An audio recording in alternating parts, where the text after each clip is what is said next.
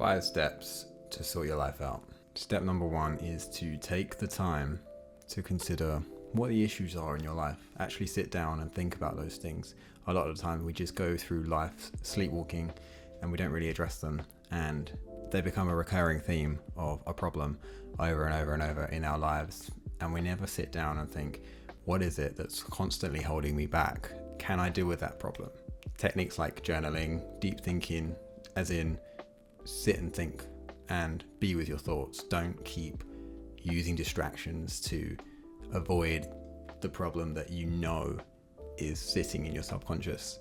And then there are more specific things like Jordan Peterson's future authoring program, which you can pay for whatever, like £10, however many dollars.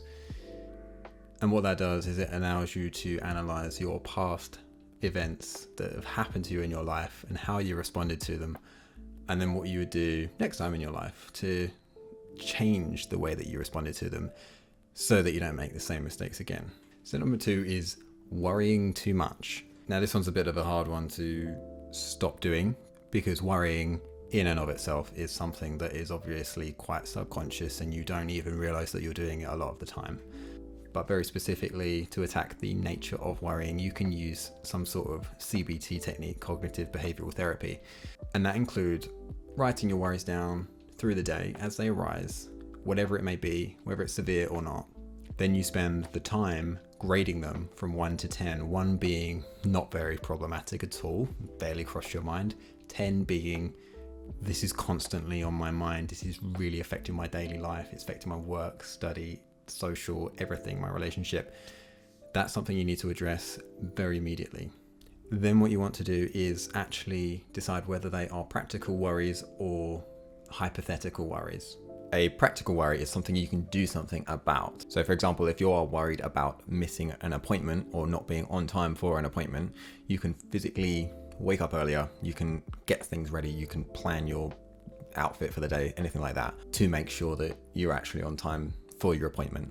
Therefore, that is a practical worry because that is something you can do something about. And a hypothetical worry would be, my car's going to break down. And the reason that it's hypothetical is because as long as you've generally taken care of the car, like, you cannot control that. You don't know when it's going to happen, if it's going to happen. The likelihood is it won't happen. And therefore, it's pretty much a waste of time to use your brain space to worry about that thing. So as you do this and you identify practical worries versus hypothetical worries better, you'll become more efficient at identifying which one is which and stopping that snowball effect of worry that consumes your life and stops you doing what you want to do with your life. So step number 3 is to always think of your problems as opportunities, because any type of adversity, any challenge is always going to better you, and there is at least something that you will learn from it, from your challenge, and you're overcoming that challenge. Therefore, there is absolutely no utility in procrastinating, and you should just attack the problems directly, overcome them, get on with your life, and you will learn something in the process, and you'll probably feel quite satisfied about dealing with that problem as well.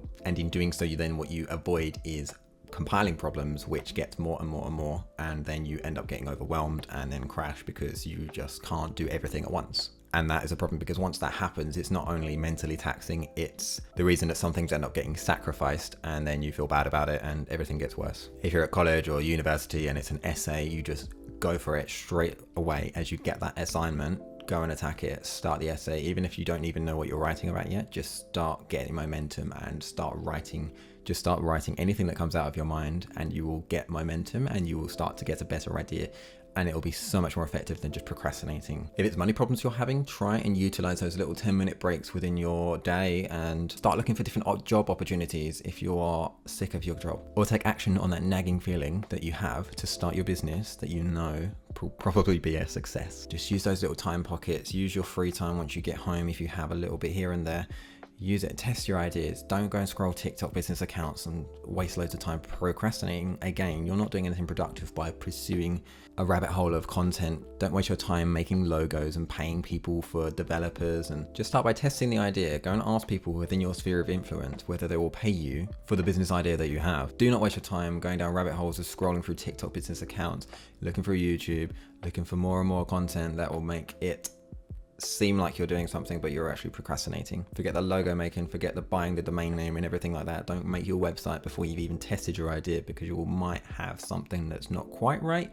It needs a little tweak that will work, but you'll be wasting your time if you try and pursue the first thing and just go down that rabbit hole of content, and etc, etc. And overall, what we're doing is we are reframing those problems as opportunities. And the reason that we want to do that as well is because it's really satisfying once you take action on those things that you know that you want to do, and you know that you need to do, and that you have wanted to do for a long time to pursue your dreams. Which leads on to step 4, which is to actually pursue your dreams, which is a bit of a cliche, I know. But if you have those dreams and you never feel ready to act on them, it's probably time to cut out the distractions. And yes, that does mean unplugging the TV, the gaming console, deleting those apps. If every time you open your laptop or your PC and on your desktop is your favorite 10 games that you've got from Steam, as soon as you're doing something that is actually in pursuit of your dreams, you're gonna probably crumble at the first sign of adversity, because you've got that temptation that is just sitting there waiting for you, and every time you open that screen, it's just there. And unfortunately, the psychology of the human brain, whatever you want to call it, it does have a bias to pursue the easier option, that instant gratification that is not going to get you anywhere and actually makes you feel worse. So yes, please, it is time to uninstall those things, get rid of all the scrolling apps, get rid of the social media, even if it's just for a little while, until you get momentum into doing the things that you know are going to give you the real satisfaction in life. And then once you've actually made some progress, then fine, once you're in a better financial situation, if that's what your problem is, or if you just want to actually really get going with your dreams, whether it's a creative dream or a practical dream, or just starting that business, helping other people, as long as you've made tangible progress that you're proud of, then maybe you can re-download them at a later point and enjoy them. But the truth is that it's harder to get going when you've got all these distractions, because they are always the easier option, and unfortunately starting is normally the hardest part. So yes, if you need help if practically figuring out how to break bad habits, how to build new ones, just read the book Atomic Habits, or get the audio book, whatever. That is the best book in this day and age that will actually tell you how to create good habits and how to break bad ones. And habits are the foundation for anything that you want to pursue, because our lives are literally composed of lots of little habits that we do without thinking. And so yes, that is the key to actually pursuing your dreams and making progress with them. And then finally, tip number 5 is just to tidy your living space, and you make it an environment that you're actually proud of and you want to be in. If you're constantly surrounded by clutter and mess, and you have a pile of clothes in the corner, and then you've got a bundle of shoes, like things are all over your bed so you can't even sleep properly at night. Put the time into getting rid of everything, putting everything in its rightful place, put it in new drawers and things like that. Buy a cabinet, for goodness sake. Just get rid of anything that's cluttering, because unfortunately it really does correlate, and it goes to your brain. In the way that your room is cluttered, your brain will be cluttered. And once you get rid of everything and tidy everything away and give everything a nice little hoover off, you will see that your brain is less cluttered.